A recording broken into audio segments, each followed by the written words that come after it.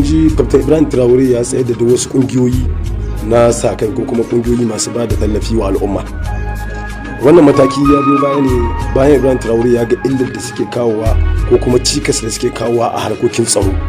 Ya biyo sahun takwarorin shi irin su General Abdurrahman Chani wajen tsayar da kungiyoyi, duk da yana dubunnan mutanen da ke aiki a ƙarƙashin wannan kungiyoyi suna da yawa. To amma an duba an ga rashin amfani ko kuma cikasin da suke kawo a harkar tsaro ya fi amfani da suke badawa, za a yi tsayar da su, don haka aka tsayar. Wannan wani abu ne wanda sahun jerin wa'annan kasashe dukan su gaba ɗaya kusan tafiya iri ɗaya ke wajen tsayar da ayyuka ko kuma tsayar da alaka ko gunci alaka da turawan yamma da sunan Afirka. To amma za mu bibiya abin mu gani wani darasi za mu ɗauka cikin tsayar da wannan abu, me zai biyo baya, ya za a yi ma mutanen da za su barin ayyuka da suka rasa ayyukan su dubunnan mutane, ya za a musu, ya za su yi su kuma wani salo za su dauka, wasu dabaru za su yi, manomi za su cewa yaya kuma duniya za ta kalle su, ya kuma za su yi da wani al'amari. Abu na gaba shine wani labarin da yake faruwa na shekara mai zuwa ko kuma nan da wasu sabuwar shekara ko wasu shekaru masu zuwa 2 ne 3 ne ba a takaice ba, amma abin yana nuna cewa kamar shekara mai zuwa, idan an ce shekara mai zuwa za a ɗauki soji 100,000. Soji 100,000 fa ba wasa ne ba a kiyasi ba, ko shekara guda ko shekara 2 ko shekara 3. To abin da ke bawa al'umma mamaki da duniya ma shine inda ta dama duniya hankali da Traore ce sun shirya niyya ta ɗaukar soji 100,000 don kawo tsaro ga 'yan Burkina Faso da Burkinawa. Shine abin da yake bada mamaki, kuma an tabbatar Traore abin da yake nufi shekara mai zuwa zai ɗauki soji 100,000. Soji 100,000 fa yan uwa. A kasashenmu na Afirka duk lokacin da zaka dauki soji, kasashen da ta France ta rena, ana ka'ide musu sojoji ne ake ka'idewa, nan bar ake fara cika kowace soji kaza don ba ku iya biyan su. So tari wani bi man da yake daukar da yawa shine zaka ga dauki soji 3,000, soji 4,000. Ba a taba daukar sama ga soji 5,000 ba. Kasashenmu soji 3,000 ne ake dauka lokacin muna ga hannun turawan yamma. Soji 3,000, soji 4,000. Ba a taba daukar soji kadai, soji shi kadai ake magana, ba duka wai fatar ba, soji.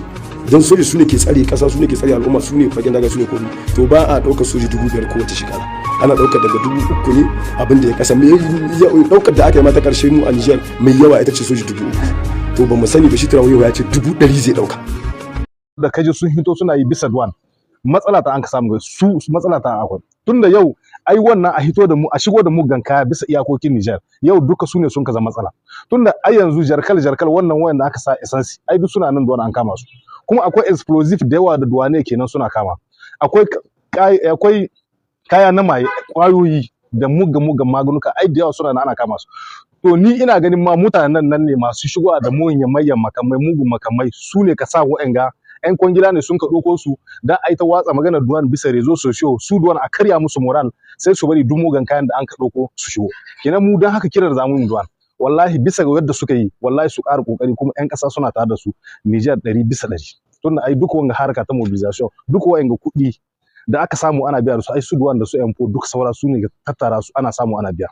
Kuma wa'anga commerçant su wa'anda ka aiko su, ai duk an san ko su ne ke aiko su. Tunda masu gidajen nan nasu, na gaya muku tun kwanan baya, ai lokacin nan su ne sun ka kiya shinkafa da arzika 8 sun ka maida ta jika 22.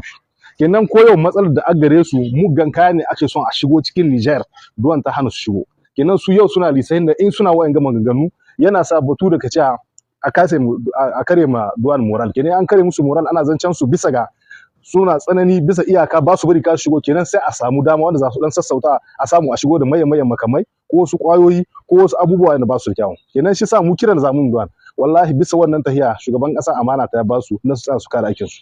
Duk wasu muggan kaya gas su bari wani ya ɗauko kwantara ya shigo musu wata mugun ya shiga nan ga. Yau kasashen IAS duka wa'anga banduka da ka yawo, duka wa'anga 'yan ta'adda da ka yawo, ai duka bindigogin su ba cikin Nijar ne ake su, duka iyaka ce an ƙetare ana sako su. Kenan wannan duwan muna jinjina musu bisa kayan da suka kama, kuma muna so wa'anga maganganun da suka yi ga su ɗauke su abin komi, su mai da kansu bisa ga alƙawarin da shugaban ƙasa ya ba su tsare muna iyakokin mu.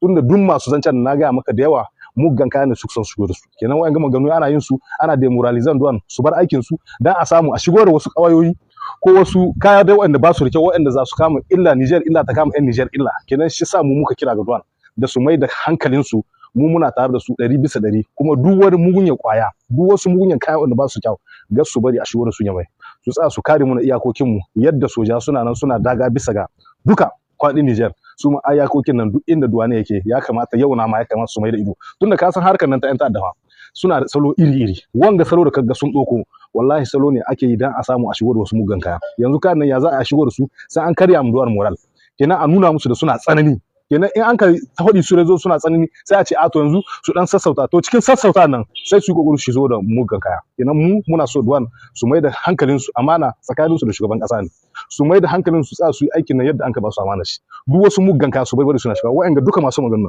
wallahi ban ce maka duka amma yawancin su kaf duka kwangilata an ka ɗauko don su yi wa'anga magana kuma na gaya maka akwai jarkal na isansa na karfa wa'annan ka san da yanzu babu su to akwai su nan duwan an kama su akwai explosive wanda kullum duwa ke kama ai kuma duk wa'annan masu magana